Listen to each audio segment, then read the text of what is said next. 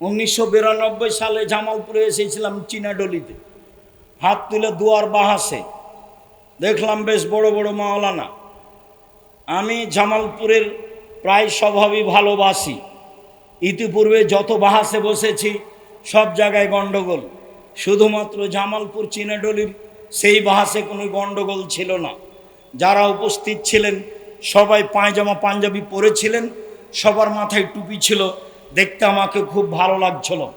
যদিও তারা আলোচনায় পরাজয় বরণ করেছিলেন। আমি বলেছিলাম নামাজের পরে হাত তুলে দোয়া করতে হবে, আল্লাহ রাসূল সাহাবী সহ করেছেন। ইমাম বলেছেন দোয়া, মুক্তাদিরা সাহাবীরা আমিন আমিন বলেছেন, এরকমটা হাদিস পেশ করতে হবে। তখন অন্যান্য হাদিস পেশ করে। আমি বলছি এইদিকে যেতে আমি চাচ্ছি না। আল্লাহু আকবার বলে সালাত শুরু করি। আর রহমান বলে তো বুকে হাত বাঁধি না, আর রাজ্জাক বলে তো বুকে হাত বাঁধি না, কি বলি? আল্লাহু আকবার। অতএব রাসূলের পদ্ধতিতেই দোয়া হতে হবে। সন্ধ্যাবেলায় পরাজয় বরণ করলেও শেষ পর্যন্ত কোনো হইচই ছিল না। সেদিন থেকেই জামালপুরের লোকের উপরে আমার একটা ভালো ধারণা কাজ করে। কাজে যেসব নিয়ম নীতি রাসূলের বিরোধী আছে সেগুলো ছেড়ে দেওয়ার চেষ্টা করবেন। কয়দিন পরে 7 দিনের দিন বাচ্চার আঁকিকা দিতে হবে। 14 দিনে আঁকিকা দেওয়া যায় না, 21 দিনে আঁকিকা দেওয়া যায় না, 7 দিনের আঁকিকা দেওয়া যায় না। 7 দিনের পূর্বে বাচ্চা মারা গেলে আঁকিকা দিতে হবে না। আঁকিকার সাথে কুরবানির কোনো সম্পর্ক নেই। কুরবানি হচ্ছে নেকির কাজ, আঁকিকা হচ্ছে বাপের জিম্মেদারি। কুরবানি হচ্ছে নেকির কাজ, আঁকিকা হচ্ছে বাপের জিম্মেদারি। বাপকে জিম্মেদারি পালন করতেই হবে। ছেলে হলে 2টা ছাগল, মেয়ে হলে 1টা ছাগল, কানা হোক টেরা হোক, 10 টাকার হোক 10,000 টাকার হোক, শুধু জান থাকলেই হবে। থাকলো কুরবানি। কুরবানি চোখ ভালো কিনা, কুরবানি সিং ভালো কিনা, কুরবানি খুর ভালো কিনা, কুরবানি লেজ ভালো কিনা, কুরবানি দেখতে সুন্দর কিনা। কুরবানি নেকির জন্য ফকির মিসকিনকে দিতে হবে। আকিকার গোস্ত ফকির মিসকিনকে দিতে বাপ বাধ্য নয়, আত্মীয় স্বজনকে দিতে বাধ্য নয়।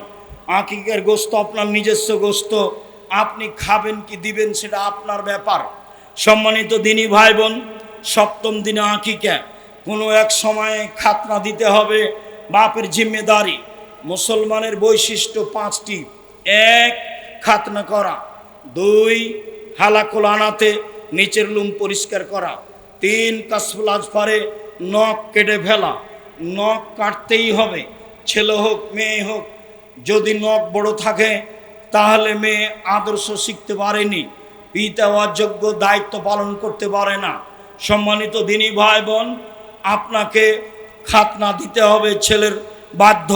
ছেলে এখন হাঁটতে পারে, পায়জামা পরাতে হবে, হাফ প্যান্ট নয়। মেয়ে এখন হাঁটতে পারে, পায়জামা পরাতে হবে, জাঙ্ঘিয়ে নয়। দিন যায় রাত্রি যায়, 5-7 বছর হয়েছে, বাচ্চা এখন পড়তে যেতে পারে। তাহলে মেয়ে বাচ্চা হলে মাথা একটা স্কার্ফ দিয়ে বাচ্চাকে স্কুল পাঠাতে হবে। যে স্কুলে বলা হয় না ওমা তোমার আকাশ, ওমা তোমার বাতাস, সম্ভবপর সেই স্কুলে পাঠাতে হবে। দিন যায় রাত্রি যায়, বাচ্চার বয়স হয়েছে 7 বছর, তাকে সলাতের জন্য বলতে হবে। দিন যায় রাত্রি যায়, বয়স হয়েছে 15 বছর, তাকে সলাতের জন্য বাধ্য করতেই হবে যে কোনো মূল্যে। রাসূল সাল্লাল্লাহু আলাইহি ওয়াসাল্লাম বলেন, মান ওয়ালাদালাহু ওয়ালাদুন ফালইহসান ইসমাহু। কার যদি ছেলে মেয়ে জন্ম নেই, 1 সুন্দর নাম রাখতে হবে, 2 আদাবাহু সুন্দর শিষ্টাচার শেখাতে হবে, 3 বড় হলে বিবাহ দিতে হবে, 4 বড় হয়ে যায় যদি বিবাহ না দেয়, এই ছেলে মেয়ে যদি কোনো পাপ করে সেই ছেলে মেয়ে তার পিতা পাপ সে পিতার হবে। সম্মানিত দিনী ভাই বোন, আমরা আলোচনার একটা পর্যায়ে এসে শেষের দিকে চলে আসলাম। এই ছেলে একটু থামো। সম্মানিত দিনী ভাই বোন, আমি জানি না আসলে আপনার পরিবার ভালো নয় কেন।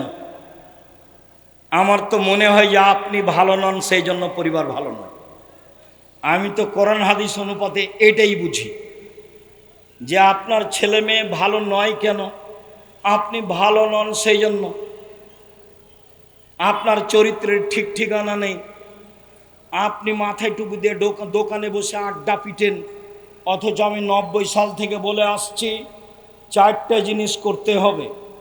1, 5 ওয়াক্ত সালাত, 2, হালাল রুজি, 3, কোরআন তেলাওয়াত, 4, আড্ডা পিটা নিষেধ। দোকানে বসে গল্প করবেন, ল্যাংটা মেয়ে নাচবে, এ হলো একটা আড্ডা পিটা। আর একটা বড় মোবাইল নিয়ে ল্যাংটা ছবি দেখে ঘন্টার ঘন্টা সময় কাটাবেন, এ হলো আড্ডা পিটা। যদি ছেলে মেয়ে এরকম আড্ডা পিটার সুযোগ পাই, তাহলে এই ছেলে মেয়ে ভালো হবে না। আল্লাহ রাসূল বলছেন, এতাহারাজুনা তাহারুজাল হেমারে, সমাজে জেনা বেশি হবে, অশ্লীলতা বেশি হবে। এমন কি খোলা মাঠে গাধা যেমন গাভীর সাথে মিলে লজ্জা বুঝে না, ষাঁড় যেমন গাভীর সাথে মিলে লজ্জা বুঝে না, মানুষ তেমন খোলা মাঠে জেনা করবে, লজ্জা বুঝবে না। সেই সময় চলে এসেছে। অতএব আপনাকে খাস করে বলছি, আল্লাহ রাসূল আপনাকে দায়ী করেছেন আর আপনার স্ত্রী দুইজনকেই দায়ী করেছেন। একবার খাস করে আপনাকে বলেছেন আর একবার খাস করে আপনার স্ত্রীকে বলেছেন। 2টা হাদিস, একটা আপনার জন্য খাস। রাসূল সাল্লাল্লাহু আলাইহি সাল্লাম বলেন, মান কানাত লাহু ওয়ালিদা, কার যদি একটা কাজের মেয়ে থাকে বা মেয়ে থাকে, ফাআল্লামাহা, তাকে বিদ্যা শিখিয়ে দিল, ফাহসানা তালিমাহা, সুন্দর বিদ্যা শিখিয়ে দিল, ওয়াদ্দাবাহা, শিষ্টাচার শিখিয়ে দিল, ফাহসানা তাদিবাহা, সুন্দর শিষ্টাচার শিখিয়ে দিল, তাহলে তার জন্য ডবল নেকি হবে। এটা হলো পিতার জন্য খাস। আর মায়ের জন্য খাস, যেটা আপনি জানেন, যেটা জাবের বলছেন, আমি তালাকপ্রাপ্তা বয়সের মেয়ে বিবাহ করেছি 4টা কারণে। 1, আমার স্ত্রী যেন আমার বোনদেরকে বিদ্যা শিখাতে পারে। 2, আমার স্ত্রী যেন আমার বোনদেরকে শিষ্টাচার শিখাতে পারে। 3, আমার স্ত্রী যেন আমার বোনদেরকে পরিপাটি করে সাজগোজ করে রাখতে পারে। 4, আমার স্ত্রী যেন আমার বোনদেরকে পাহারা দিতে পারে। মা মানে পাহারাদার। অতএব আপনার যে ক্ষতি ঢুকেছে পরিবারে, আপনার কারণে ঢুকেছে, আপনার স্ত্রীর কারণে ঢুকেছে। আমরা কথা বলছি, আপনার ছেলে দোকানে বসে আড্ডা পিটছে, জিনিস কিনছে, এর জন্য আমি দায়ী না আপনি দায়ী? এর জন্য তো আমি দায়ী নই, এর জন্য আপনি দায়ী। ছিল তার যে সুন্দর বাড়ি আমার মাকে দাও, ওয়াহালান খায়রান মিন আহলিহি, আমার মায়ের যে পরিবার ছিল তার চেয়ে সুন্দর পরিবার দাও। ওয়াজাওজান খায়রান মিন জাওজিহি, আমার মায়ের যে পরিবার ছিল, স্বামী ছিল, তার চেয়ে ভালো ব্যবস্থা করো। ওয়াজমিন আযাবিল কবর, তুমি তাকে কবরের শাস্তি থেকে বাঁচাও। ওমিন আযাবিন নার, তুমি তাকে জাহান্নামের শাস্তি থেকে বাঁচাও। এইটা যদি বলতো, তাহলে মা একটা সন্তান রেখে গেছে। আরও আমাকে কি দেখাচ্ছে বলেন তো? ওর মাকে সুন্দর করে কাঠে কি ভাই, ওটা কি বলে ভাই, বলে যে ভাইজান কি দিয়ে কিভাবে সাজায়? হ্যাঁ, ফ্রেম তৈরি করে মাকে সুন্দর করে সাজিয়ে রেখেছে। আমাকে বলছে, হুজুর আমার মাকে খুব ভালোবাসে, এই জন্য রেখেছে। আমি আর কোনো পথঘাট না পেয়ে মুখের উপরে বলেছি আপনি কুসন্তান। আমি আর কি করতে পারি? আমাকে তো কিছু বলাই লাগে, এটা না সরালে তো আমি ভিতরে ঢুকবো না। পরিস্থিতি যতই কঠিন হোক, যেখানে ছবি আছে আমি অতীতে কোনো দিন সেখানে ঢুকিনি। যে দেখেন মৌলানা সাহেব আপনার কুলাবে না, আপনি আমাকে ভিতরে নিয়ে যায়েন না। কি বলছেন? স্টেজ থেকে বলে বিদায় করে দেন, আমি গাড়িতে উঠি। আপনি কোথায় নিয়ে গিয়ে বসতে দিবেন? যেখানে বসতে দিবেন সেখানে ছবি মূর্তি দিয়ে ঘেরা। আমার উম্মত মূর্তি পূজা করবে, এটা আমার ভয়। 1, হুজুর হবে ভ্রান্ত, এটা আমার ভয়। 2, আমার উম্মত হিন্দুদের সাথে মিশে যাবে, গান বাজনা চাল চলনে, এটা আমার ভয়। 3, আমার উম্মত মূর্তি পূজা করবে, এটা আমার ভয়। এ কথা মুহাম্মদ সাল্লাল্লাহু আলাইহি সাল্লাম বলেন। সম্মানিত দিনী ভাই বোন, আল্লাহ রাসূল বলেন, আদ-দুনিয়া কুল্লুহা মাতা খায়রু মাতা'id দুনিয়া আল মারাতুস সালেহা, সারা পৃথিবীর সম্পদ, সবচেয়ে ভালো সম্পদ হলো ভালো স্ত্রী। অতএব একটা ভালো মেয়ে দেখে বিবাহ করতে হবে। মেয়ে দেখা যায়। একজন সাহাবী এসে বলছেন, আল্লাহর নবী, আমি বিবাহ করেছি। তখন আল্লাহ রসুল বললেন, তুমি কি মেয়েটাকে দেখেছ? ফানজুর ইলাইহা ফাইনা আয়নে নিসাইল ইমরাতে ও মারাতিল ইমরাতে শায়া। আনসারি মহিলাদের চোখে দোষ আছে, সমস্যা। বিবাহ করার পরে যদি ধরা পড়ে তখন তুমি বারবার বলবা, তোমাকে দেখলে বিবাহ করতাম না, এই ভালো নয়, সেই ভালো নয়, আমি তোমাকে তালাক দিব, এই সব একটা কথা চলবে না। অতএব আগে দেখে দেখে নিলে সিদ্ধান্ত বাতিল, আপনার সিদ্ধান্ত চলবে না। মধ্যখানে আর একটা কথা, রাগ করলে তালাক বলবেন না। বেগুনের গাছ থেকে বেগুন ছিঁড়ে খেলে তবুও গাছটা থাকে, আর মোলায়ের গাছটা উঠালে কিছু থাকে না। তালাক মুখে ব্যবহার করিয়েন না। এমনি কিছু বলেন, বকাঝকা কিছু করা লাগলে করেন, বিছানা ত্যাগ করা লাগলে করেন, পৃথক হয়ে কিছুদিন থাকেন। তালাকের কথা বলিয়েন না। তালাক বললেই সমস্যা শেষ। তালাক বললেই একবারে মাথার উপরে বোঝা নেমে গেল। একবারে মেয়েটাও বলছে, তোর সংসার করব না, কোনো কথা তুই মানিস না, আমাকে তালাক দে, তালাক দে, এখনই তালাক দে, এখনই তালাক দে। তখন আপনি নির্ভয় হয়ে বলছেন, যা যা, তোকে ছেড়ে দিলাম, 1 তালাক 2 তালাক 100 তালাক, যা যা। ছেলে 3টে, যেমন তালাক দেওয়া হয়েছে শয়তান চলে গেছে। ইন্না লিল্লাহি ওয়া ইন্না ইলাইহি রাজিউন। এখন তালাক দেওয়া শেষ হয়ে গেছে, তখন কে চলে গেছে? শয়তান চলে গেছে। এতক্ষণ খেপিয়ে কে তুলেছিল? শয়তান তুলেছিল, 2 জনকে। এখন মাওলানা সাহেবকে জিজ্ঞাসা করেছে, তখন মাওলানা সাহেব বলছে 1 রাতের জন্য বিবাহ দিতে হবে। এ আবার কেমন কথা? তাহলে আব্দুর রাজ্জাক সাহেবের কাছে যান। সম্মানিত দিনী ভাই বোন, সংসার সুন্দর করে করেন। মেয়ে দেখেন, এটা আল্লাহ রাসূলের আদেশ। মেয়ে দেখতে গিয়ে জামালপুরে যত প্রথা আছে সবই বাতিল। অগ্রিম দেখতে গিয়ে আংটি দেওয়া হারাম, ওখানে টাকা দেওয়া জায়েজ নয়, 10 জন মিলে দেখা জায়েজ নয়, বন্ধু বান্ধব মিলে দেখা জায়েজ নয়, অনুষ্ঠান করে দেখা জায়েজ নয়। আপনি শুধু দেখবেন, যদি অনুকূলে না হয় আপনার মাকে নিয়ে যান সাথে, আপনার বোনকে নিয়ে যান সাথে। এতগুলো লোককে নিয়ে দেখতে গেলেন কেন? সম্মানিত দিনী ভাই বোন, বিবাহ ঠিক হয়েছে, বিবাহের বৈঠক। চাঁপাইনবাবগঞ্জে বরযাত্রী যায়, সাথে ডুলি বিবি যায়। ডুলি বিবি শব্দ বুঝেন কি না? ওই বরের পক্ষ থেকে কিছু মহিলা যায়, সেখানে গিয়ে ভিড় জমায়, নগ্ন মহিলা পাড়ায়। তারপর বিবাহের পূর্বে তাকে চাঁপাইনবাবগঞ্জে থুবড়া বলে, মানে গীত বলে, মানে ছেলেটাকে করায়, কি যেন হলুদ মাখায়, আর নানান কিছু যা আছে সব হারাম। তোমার ভাবি যে তোমার গায়ে হলুদ দিয়ে হলুদ মাখাচ্ছে, তো তোমার তো ওটা ভাবি, ওটা তোমার বউ হলো কখন? ওটা তুমি কি দিয়ে বুঝলে এটা জায়েজ? তোমার বিবাহের সূচনাতে হারাম কাজ, তুমি কি দিয়ে ভালো সন্তানের আশা করতে পারো? চাঁপাইনবাবগঞ্জে এটাকে থুবড়া বলে। মেয়েটা বসে থাকে, গ্রামের লোক এসে তার মুখে ক্ষীর দেয়, মিঠাই দেয়, এবং সবাই টাকা দিয়ে যায়।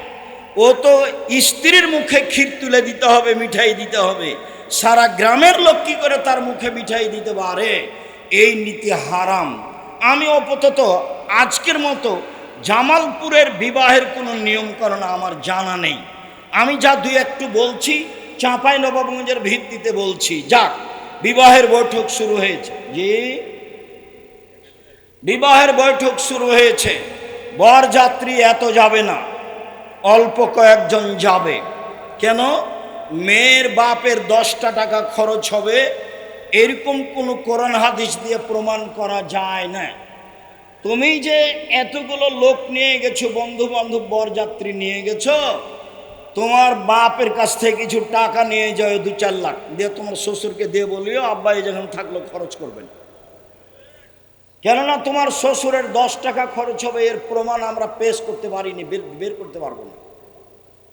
অতএব এতগুলো লোক গেলে কেন ওখানে? সম্মানিত দিনী ভাই বোন, 2 জন সাক্ষী এবং মেয়ের পিতা। বিবাহের বৈঠক আগে হবে খুতবা, তারপরে মেয়ের পিতা বলবেন, আর না হয় একজন লোক বলবে খুতবার পরে, মেয়ের পিতা আগে আগে বলবে, পরে পরে বলবে, আমার মেয়ে খালেদা এত টাকা নগদ, এত টাকা বাকিতে তোমার সাথে বিবাহ বন্ধনে আবদ্ধ হতে রাজি, তুমি তাকে স্ত্রী হিসেবে কবুল করো। তখন ছেলেটি বলবে কবুল করলাম, বা বুখারীর শব্দ এসেছে কাবিল, তো আমি কবুল করলাম। একবার বললেই যথেষ্ট হয়।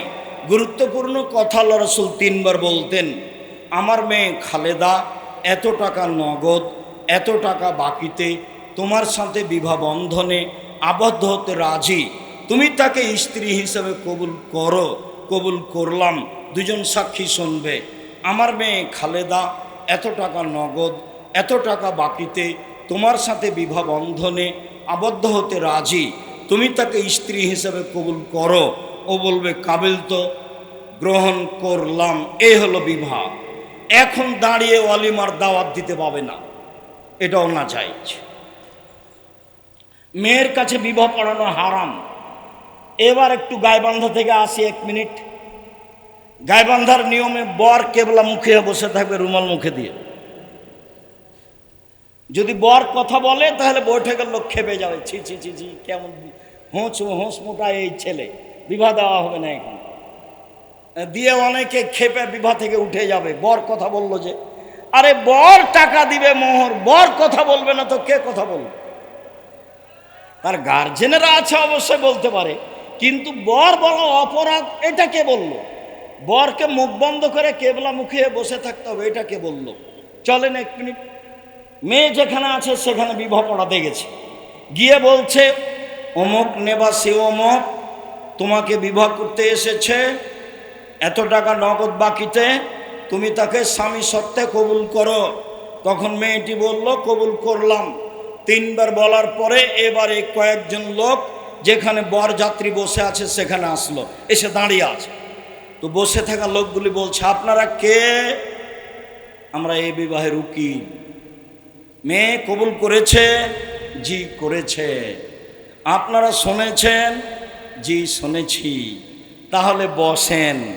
তখন বসে, এতক্ষণ পর্যন্ত সবাই দাঁড়িয়ে আছে। মনে হচ্ছে যে হিন্দুদের বিবাহ লেগেছে, কলার গাছের চতুর্দিকে ঘুরে ধর্ম পাগল হয়ে গেছে। ধর্ম আপনার ওই এসেছে ইরান থেকে দিল্লিতে, দিল্লি থেকে আস্তে আস্তে জামালপুরে, আস্তে আস্তে উল্টে কি যে হয়ে গেছে। সব জায়গায় এরকমই, একটা নীতিও জায়েজ নয়, সব হারাম। 2 জন সাক্ষীকে সামনে রেখে মেয়ের পিতার সামনে খুতবা হবে। মেয়ের পিতা বলবে এই তার নাম বিবাহ। এরপরে এখানে আর কোনো অনুষ্ঠান নেই, বউ নিয়ে চলে যাবে। সম্মানিত দিনী ভাই বোন, বউ নিয়ে গিয়ে বাসর ঘর সাজাতে হবে, এ কথাই ঠিক। আসমা বিনতে ইয়াজিদ বলেন, তার চাচা, তার দাদা, তার বংশের সিরিয়াল, যদি বাপ চাচা কেউ না থাকে তার ভাই, নাহলে তার ছেলে হতে পারে না ভাইজান? ছেলে হতে পারে, ছেলে মায়ের বিবাহ দিবে। এটা একটা কুসংস্কার যে বাপ অনেক দিন আগে মারা গেছে, এই ছেলে মায়ের বিবাহ দিবে না। আর একটু যদি মা বিবাহের কথা বলে তো সবাই বলে ওঠে মেয়েটা খারাপ, ওর খাসলত খারাপ, এতগুলো ছেলে রেখে মেয়ে রেখে বিবাহ বসতে যাবে। এইটা জায়েজ নয়। ওকে বিবাহ বসার ব্যবস্থা করতে হবে, এটাই ঠিক। প্রয়োজন তার ছেলেরা করবে, প্রয়োজনে তার ভাইয়েরা করবে, এটাই নিয়ম। সম্মানিত দিনী ভাই বোন, আসমা বিনতে ইয়াজিদ বলছেন, আমি আয়েশাকে সুন্দরী করে সাজালাম। 1 মিনিট আগের অংশ। আয়েশা রাদিয়াল্লাহু তাআলা আনহা বলেন, আমি আমার বান্ধবীদের নিয়ে দোলনায় খেলাচ্ছিলাম। হঠাৎ আমার মা বললেন আয়েশা, জোর করে চিৎকার করে ডাকলেন। আমি দৌড়িয়ে আসলাম। খেলার কারণে আমার গায়ে ধুলাবালি কিছু লেগে আছে। আমার মা একটু পানি দিয়ে আমার গায়ের ধুলাবালিগুলো মুছে দিলেন। তারপর একটা ঘরে নিয়ে গেলেন, দেখি সেখানে আনসারীদের মহিলা, তারা আমাকে সুন্দরী করে সাজালেন। কি দিয়ে সাজালেন তা আয়েশা উল্লেখ করেননি। আসমা বিনতে ইয়াজিদ বলছেন, আমি আয়েশাকে সুন্দরী করে সাজালাম আল্লাহ রাসূলের জন্য। কি দিয়ে সাজিয়েছেন তা উল্লেখ হয়নি। তবে আবু হুরায়রা রাদিয়াল্লাহু তাআলা আনহু বলেন, রাসূল সাল্লাল্লাহু আলাইহি সাল্লাম বলেছেন, তিবুর রিজালে মা জাহারা রিহুহু ও খাফিয়া লাউনুহু, পুরুষের সুগন্ধি যার গন্ধ পাওয়া যায়, দেখতে পাওয়া যায় না। পুরুষের সুগন্ধি যার গন্ধ পাওয়া যায়, দেখতে পাওয়া যায় না। মহিলাদের সুগন্ধি যা দেখতে পাওয়া যায়, গন্ধ পাওয়া যায় না। মহিলাদের সুগন্ধি যা দেখতে পাওয়া যায়, গন্ধ পাওয়া যায় না। একজন মহিলা রাসূলের হাতে একটা পত্র দিল। আল্লাহ রাসূল পত্রটা নেওয়ার সময় হাতটা টেনে নিলেন না, দিয়ে বললেন, কি ব্যাপার? আয়াদু রাজুলিন ইমরা, এই হাত মহিলার না এই হাত পুরুষের? মহিলাটি বলল, আমি মহিলা মানুষ, এটা মহিলার হাত। তখন আল্লাহ রাসূল বললেন, তাহলে তোমার হাতটা তুমি মেহেদি দিয়ে পরিবর্তন করনি কেন? তার মানে মেয়ের হাতে মেহেদি দিতে হবে, মেয়েরা হাতে মেহেদি দিতে বাধ্য। হাতের নখে তো দিতে হবেই, পায়ের নখেও মেহেদি দিতে হবে। রাজশাহী চাঁপাই নবাবগঞ্জের মেয়েরা পায়ে মেহেদি দেয় না কেন? ওরা বলছে আল্লাহর নবী দাড়িতে মেহেদি দিয়েছিলেন। তো যেই জিনিস আল্লাহর নবী দাড়িতে দিয়েছেন সেটা আমরা পায়ে দিতে পারি কিভাবে? কথাও তো ঠিক, আল্লাহ রাসূল তো দাড়িতে দিয়েছেন মেহেদি, এ কথাই তো ঠিক। তবে আল্লাহ রাসূল বলেছেন, মেয়েরা যখন ঋতু হাইজ থেকে পবিত্র হবে তখন তারা লজ্জা স্থানে আতর ব্যবহার করবে। তো লজ্জা স্থানে আতর ব্যবহার করতে বলছেন আল্লাহ নবী, তো আল্লাহ নবী আতর তো গায়ে লাগান। এবার তাহলে রাজশাহী চাঁপাই নবাবগঞ্জের এটা কুসংস্কার, খারাপ নীতি। জামালপুরে এই নীতি আছে কিনা আমি জানি না। মেয়েরা হাতে মেহেদি দিবে, পায়ে মেহেদি দিবে, যেখানে যেখানে মেহেদি লাগালে ভালো লাগবে সেখানে সেখানে মেহেদি দিবে। তাদের সুগন্ধি যা দেখতে পাওয়া যায়, গন্ধ পাওয়া যায় না। বিউটি পার্লারে যা কিছু আছে, পদার্থ বৈধ হলে মেয়ে সব কিছু ব্যবহার করতে পারে, তবে সেখানে ঢুকতে পাবে না।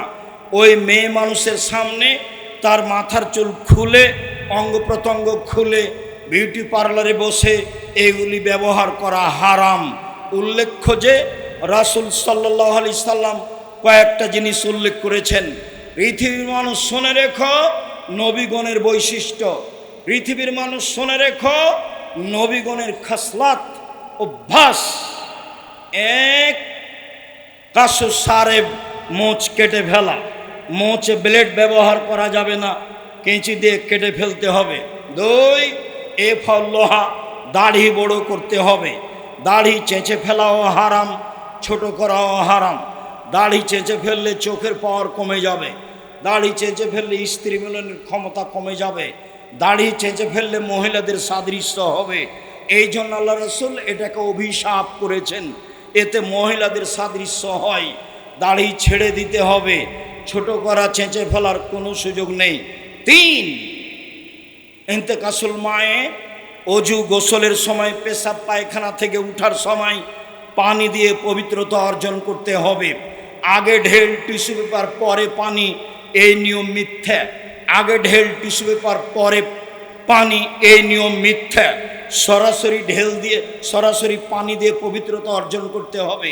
রাসূল সাল্লাল্লাহু আলাইহি সাল্লাম পানি দিয়ে পবিত্রতা অর্জন করে হাতটা মাটিতে মেজে নিলেন, তারপরে তিনি অজু করলেন। যখন করোনা দেখা দিয়েছিল তখন করোনার জন্য অনেক প্রস্তুতি ছিল।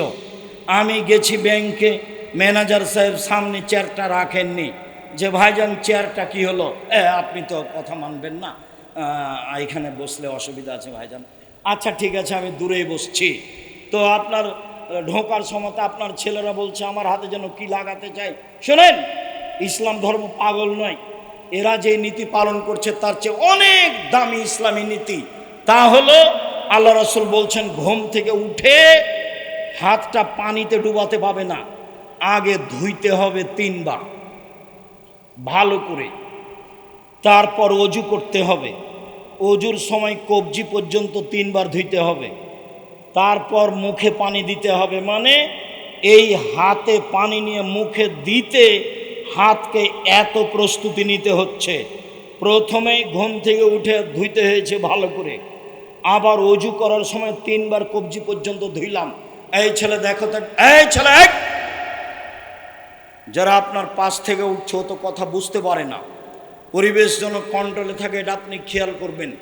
আমরা এক পর্যায়ে, আমি তো আর আব্দুল্লাহ বিন ফজল রাহিমাহুল্লাহ নই যে ঘন্টার ঘন্টা বক্তব্য দেব, ফজর হয়ে যাবে, মানুষ বুঝতে পারবে না কখন ফজর হলো। তারা বড় আলেম ছিলেন, অনেক কোরআন হাদিস জানতেন, লম্বা সময় ধরে কথা বলতেন। অত লম্বা সময় ধরে কথা বলার আমাদের পরিবেশ পরিস্থিতি নেই। অতএব আমার দিনী ভাই বোন, যে যেখানে আছেন ধৈর্যের পরিচয় দিয়ে বসে থাকেন, আপনারা আমি কিছু না কিছু উপকার করব ইনশাআল্লাহ। আবার একটু কথাটা বুঝেন, কোনোই পর্যন্ত যখন হাত ধুইতে যাব তখন কি কবজি পর্যন্ত ধোয়া পড়বে না? আবার বুঝেন তো কথাটা ভাইজান, কোনোই পর্যন্ত যখন হাতটা ধৌত করব তখন কি কবজিটা ধোয়া পড়বে না? তাহলে আগে আমি ধুচ্ছি, এটা কি বৃথা? বাহ্যিকভাবে মনে হচ্ছে বৃথা, জি না। এই হাতে নিয়ে পানি নিতে এই হাতকে আগে কি হতে হবে? প্রস্তুত, রেডি হতে হবে। রেডি হলো 3 বার ঝকঝক করে হাতটা ধুইতে হবে, তার নামে ইসবাগুল ওযু। এতক্ষণে হাতটা প্রস্তুত হয়েছে মুখে পানি দেওয়ার জন্য। ঘুম থেকে উঠে হাতটা পানিতে ডুবানো নিষেধ। তারপরে সুন্দর করে ওযু করবেন, 2 রাকাত সালাত আদায় করে বাড়ি থেকে বের হবেন। করোনা কিছু করতে পারবে না।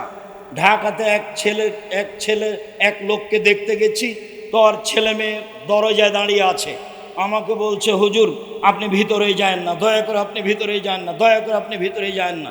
তখন আমি বলছি, এই শোনো, তোমার বাপের গায়ে হাত দিয়ে দোয়া পড়ে যাব। এতে যদি আমার করোনা হয়, আমি বলবো না তোমার বাপের কারণে হয়েছে, আমি বলবো পৃথিবী সৃষ্টির 50,000 বছর পূর্বে আমার ভাগ্যে করোনা লিখা হয়েছিল, সেই জন্য হয়েছে। সতর্কতার কারণে যদি করোনা থেকে মানুষ বাঁচতে পারে, তাহলে ফিউচার পার্কের মালিক করোনায় মারা গেল কেন? তারা তো দেশের পানি খায় না।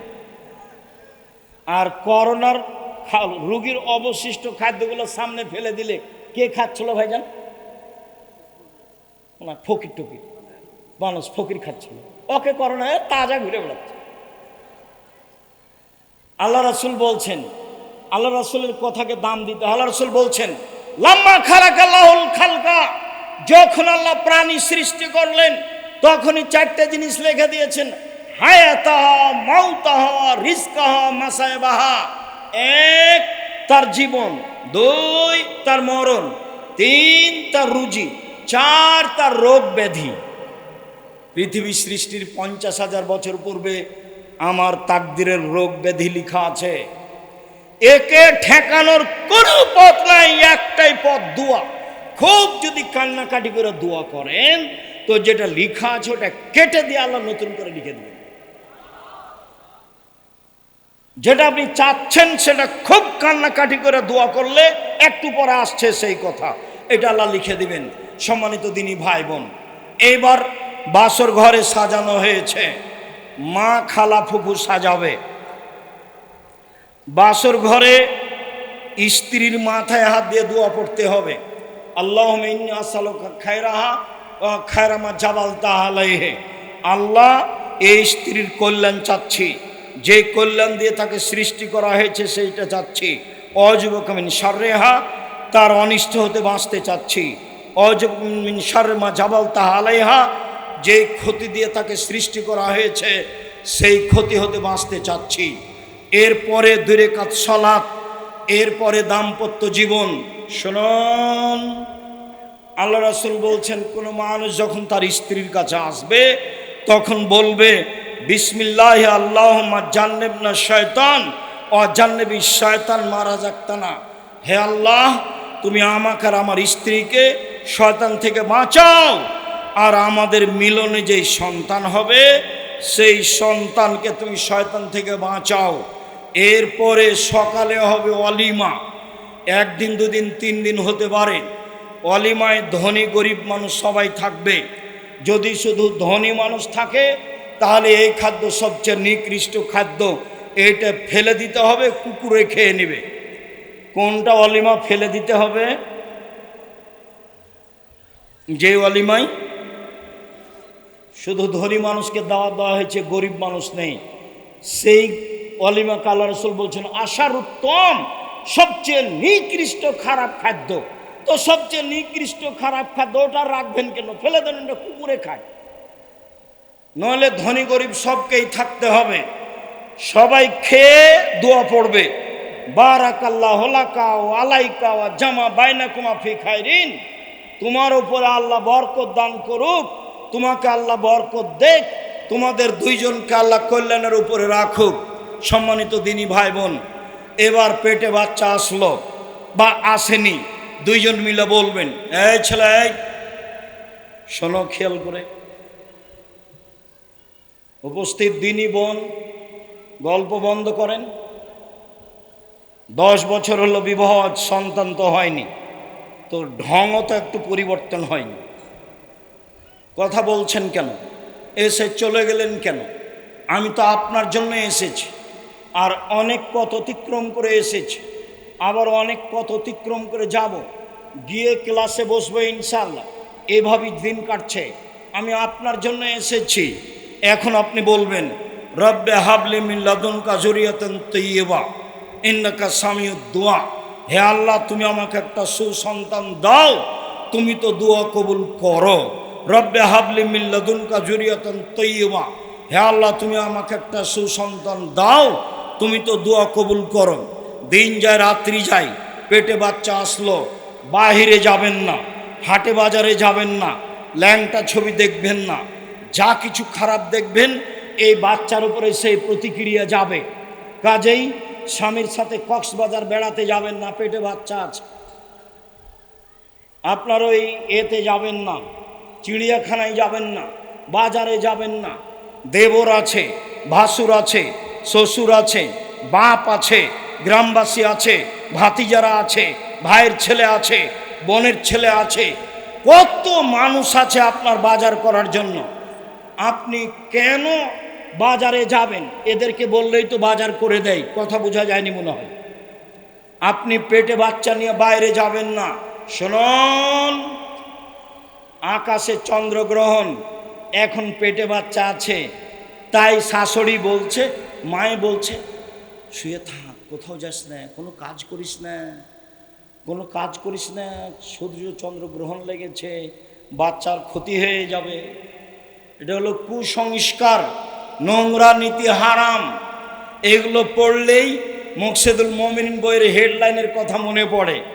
মুকসেদুল মুমিনিন বইয়ের একটা হেডলাইন আছে, অবিবাহিত ছেলে মেয়ের পড়া নিষেধ। তো যে দেখে সেই পড়ে, যে দেখে সেই পড়ে। কিরে কি লেখা আছে? তো লেখা আছে ওখানে, চন্দ্রগ্রহণে স্ত্রী মিলন হলে ছেলে ভ্যাংচা হয়, ভরা পেটে স্ত্রী মিলন হলে ছেলে টেরা হয়, সফরের পূর্বে স্ত্রী মিলন হলে ছেলে কানা হয়। আল্লাহর হস্তে শুরু থেকে নিয়ে শেষ পর্যন্ত একটা বাক্য সত্য নয়, সবই মিথ্যা। আল্লাহ বলছেন, পৃথিবীর মানুষ, নিসাউকুম হারসুল্লাকুম ফাতু হারসাকুম আন্না শাইতুম, তোমাদের স্ত্রী তোমাদের জমি, তোমাদের স্ত্রী তোমাদের ক্ষেত, তোমরা তোমাদের জমিতে আসো ইচ্ছা মতো, সকালেই কি, বিকালেই কি, দুপুরেই কি, ভরা পেটেই কি, সফরের পূর্বেই কি, চন্দ্রগ্রহণ লাগলেই কি আর না লাগলেই কি।